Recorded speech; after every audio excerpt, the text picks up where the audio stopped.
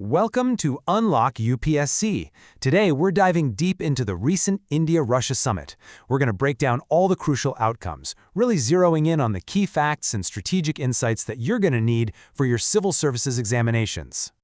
Let's kick things off with this really powerful statement from Prime Minister Modi. It just perfectly captures the whole spirit of the India-Russia relationship, doesn't it? Unwavering like the North Star. That really sets the stage for everything else we're about to discuss.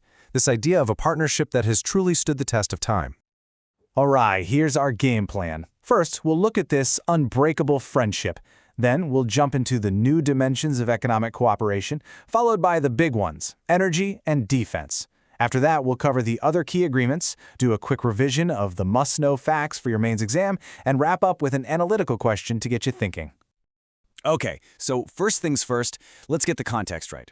This summit, it wasn't just about signing a bunch of new deals. It was really about reaffirming a historic bond. You'll hear this term a lot, the Special and Privileged Strategic Partnership. And that's exactly what it is, a relationship that's been built up over decades. And you know, this historical context is absolutely vital. It's the bedrock, the foundation for all the new agreements we're going to talk about. A little tip for your mains answers, starting your introduction by mentioning this foundation of trust, that shows a really deep understanding of the relationship. It's a great way to frame your entire argument. All right, so you've got this historic friendship, but how does that translate into modern economics? Well, that was a huge focus of these talks. Both leaders were really keen on adding some new, dynamic layers to their economic partnership. And President Putin's statement here is really significant. What he's doing is directly addressing the need to balance out the trade between the two countries. He's signaling a clear intention to deepen and diversify their economic ties, to move beyond just the traditional stuff like defense and energy. And here it is, the headline number you need to remember, a new bilateral trade target of a whopping $100 billion. I mean, think about that. That figure signals some serious ambition. We're talking about a massive scaling up of their economic engagement. It shows there's real political will to completely transform this relationship. Now, the crucial point here is that it's not just about chasing a big number. It's about building a strategic, long-term economic architecture. And that's where this Economic Cooperation Program 2030 comes in. Think of it as the roadmap, the detailed plan they've put in place to actually hit that ambitious target in a structured way.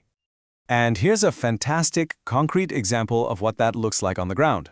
This investment, 10,000 crore rupees for a joint venture in urea production.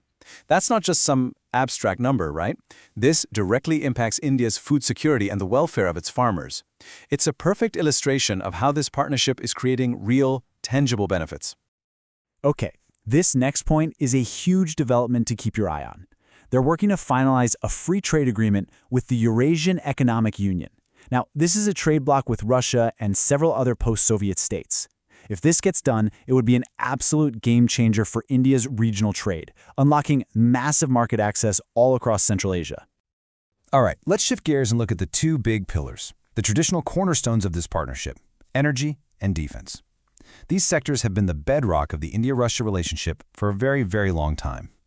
In a world with such a volatile global energy market, these commitments are just massive for India's energy security.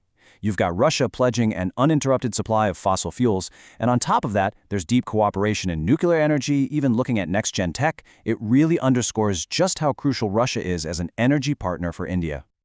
Okay, listen up, because this is a really important distinction, especially for your exam answers. You have to be able to separate what was officially announced from what was just proposed. See, no major new defense deals were actually confirmed, but Russian agencies are reporting this proposal to jointly build the Sukhoi 57 in India. Being able to point out that difference, that shows a really sharp, nuanced understanding of the situation. So, we've covered the big ones, economy, defense, energy. But the summit went way beyond that. We saw a real broadening of the partnership into a whole bunch of new and important areas. And this really shows you how the relationship itself is evolving. Get this, a total of 15 agreements were signed. Just that number alone tells you how comprehensive this engagement was. It wasn't just focused on one or two things. It was multifaceted, touching on pretty much every aspect of their cooperation. And this list really paints a picture of that diversification. You've got some really futuristic stuff in here, right? Like training for shipping in polar waters and exploring for minerals on the seafloor. But then you also have these incredibly practical agreements on things like labor mobility, food safety, and academic partnerships. It's a really interesting mix. And on top of all that, there were 5 separate agreements just on media cooperation. This tells you that the information and communication space is becoming a much more important part of the partnership. All right, let's do a quick recap. This is for your mains answers, so pay close attention. We're going to run through the most important facts and data points, the specific details that are really going to make your argument stand out. So let's lock these in. The $100 billion trade target, the economic cooperation program until 2030, the 10,000 crore investment in the urea plant, the energy security commitments, and that reported proposal for the Sukhoi 57. Using these specific, data-backed points in your writing will add so much weight and credibility to your analysis. Okay, to wrap things up, we want to leave you with a question to chew on. Think of it as a practice run for your mains, a way to help you structure your thoughts and frame a really solid, comprehensive answer.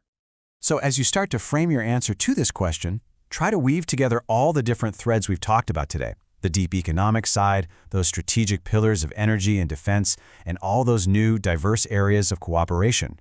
The key is to analyze how all these pieces fit together to reinforce that special and privileged strategic partnership. See you again tomorrow with an important editorial. For this, subscribe to the YouTube channel Unlock UPSC. Thank you.